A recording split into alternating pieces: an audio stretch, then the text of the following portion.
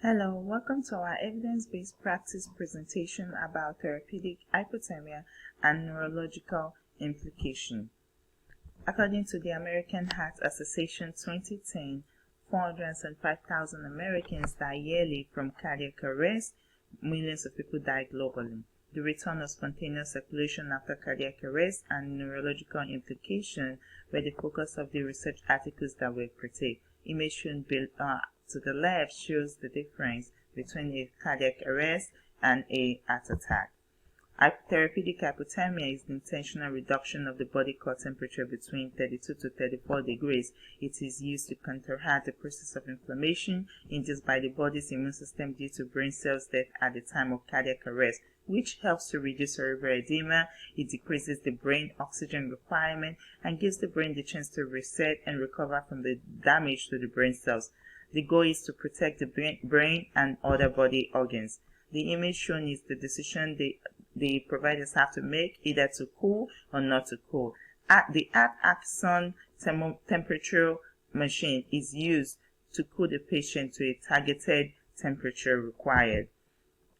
Our clinical PICO question is: in unconscious adult patient with return of spontaneous circulation post-cardiac arrest, what is the effect of targeted temperature management on neurological improvement post-cardiac arrest compared to non-hypothermia treatment? Our population with unconscious adult patient with return of spontaneous circulation post-cardiac arrest. Our intervention is the targeted temperature management. We're comparing it to non-hypothermia treatment.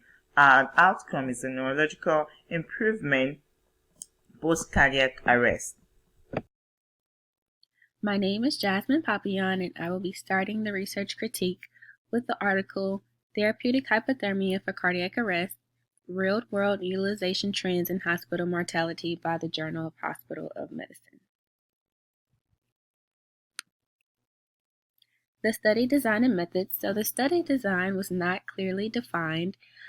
The article stated they used a multivariable logistic model, so no randomized control trials were done. For the inclusion and exclusion criteria, patients younger than 18 years, pregnant, anyone with a traumatic brain injury, dementia, or metastatic cancer was excluded. The diagnosis of cardiac arrest had to include anoxic brain injury to be included in the study.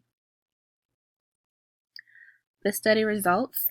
So teaching hospitals were more likely to use therapeutic hypothermia versus non-teaching hospitals. More than half of the participants obtained the procedure in the last year of the study. So that showed an increased usage from year to year of therapeutic hypothermia.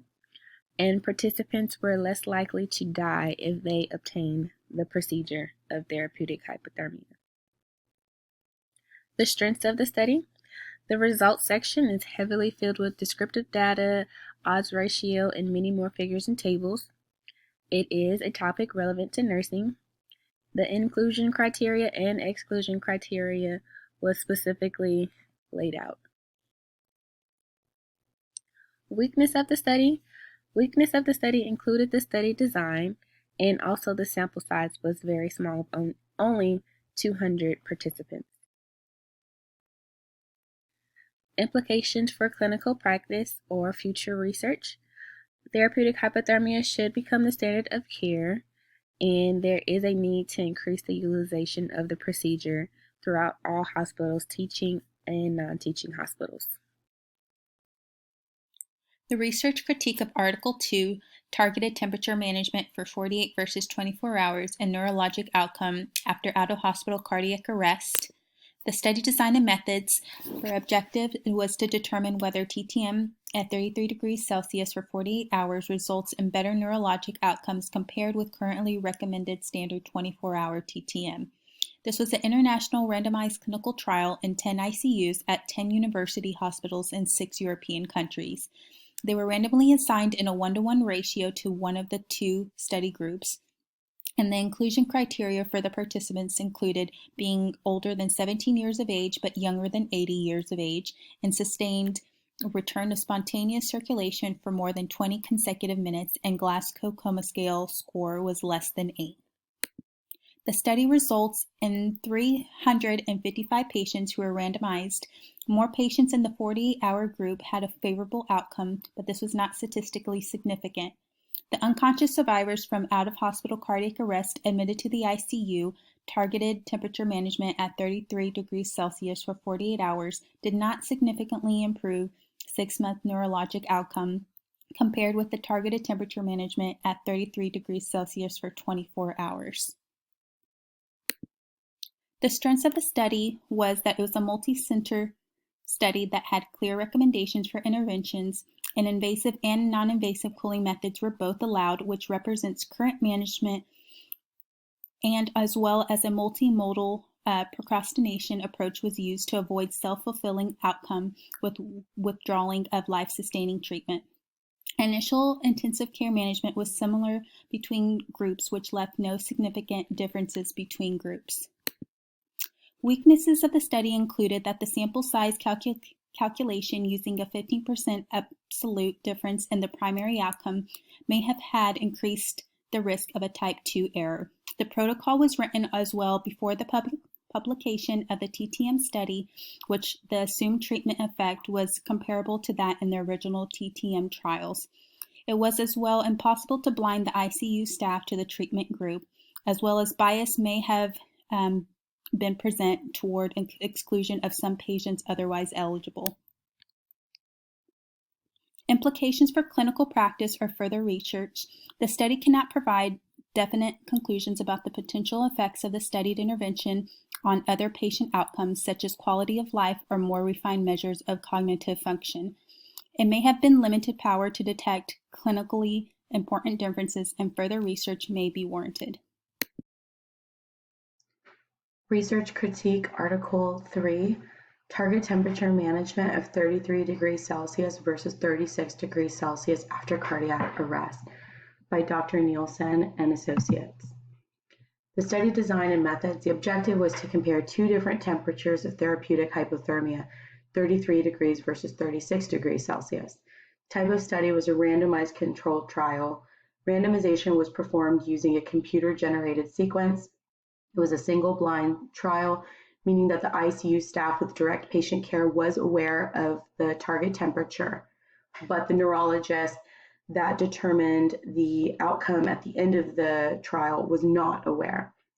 Patients were selected based on an inclusion criteria of an age of at least 18 years old, an unconscious state, out of hospital cardiac arrest, and had more than 20 consecutive minutes of spontaneous circulation after resuscitation. The protocol lasted 72 hours. The findings state that there is no significance that a TTM of 33 degrees Celsius has any benefit for the patient when compared to a TTM of 36 degrees Celsius. This leads more hospitals to use 36 as it has less adverse side effects. Strengths of the study are the relevance to nursing, the patient size, 950 patients, the randomization, the single-blind study, the inclusion and exclusion criteria was used, and the protocol to obtain target temperatures of 33 or 36. Weaknesses of the study: that it was done in multiple ICUs over 2 countries. The ICU staff was knowledgeable of the TTM. Different sedation and paralytics were used. There was no protocol. It was up to the facility's discretion. And different cooling methods were also used, whether it was ice packs, intravascular cooling, or external cooling devices such as Arctic Sun. Implications for clinical practice or further research. We know there are significant benefits to the use of therapeutic hypothermia and patient outcomes. The need for research for the use of hypothermia for other conditions was mentioned, such as traumatic brain injuries. Implementing a target temperature of 36 degrees is being used more often by some physicians, but it leads to question, why 36 degrees? Why not 37 degrees? Additional research is needed to evaluate.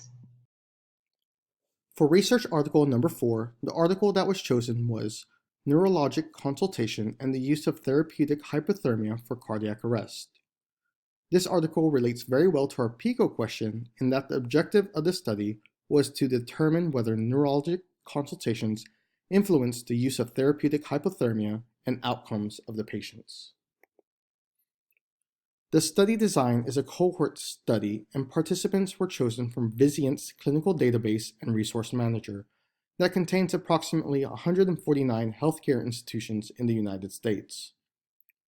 The population sample consisted of patient encounters from October 2009 through September 2015. More than 136,000 encounters that suffered from cardiac arrest were reviewed. From that, 9,336 involved neurologist consults, and 5,034 patient encounters involved the use of therapeutic hypothermia. Results from the study concluded that when a neurologist was consulted on cardiac arrest cases, therapeutic hypothermia was significantly more common, 7.9% compared to 3.4% without a neurologist. Also, lower in-hospital mortality was also associated with neurological consultation after adjusting for therapeutic hypothermia, 59.2% versus 61.3%. Over the course of the study, it was also found that the use of therapeutic hypothermia increased slightly from 2.2 to 3.6%. Strengths of the study included a series of sensitivity analysis done for consistency of findings. Weaknesses included the use of hospital encounters rather than individuals that may have included the same patient multiple times. Also, the Vizient database is restricted to academic affiliated institutions, and teaching hospitals versus non-teaching hospitals may have skewed the use of therapeutic hypothermia. Implications include the increased use of neurology consults for those who suffer cardiac arrest. These consults can either be in person or even via telemedicine. The authors also found that therapeutic hypothermia is still underutilized despite proven benefits on overall mortality.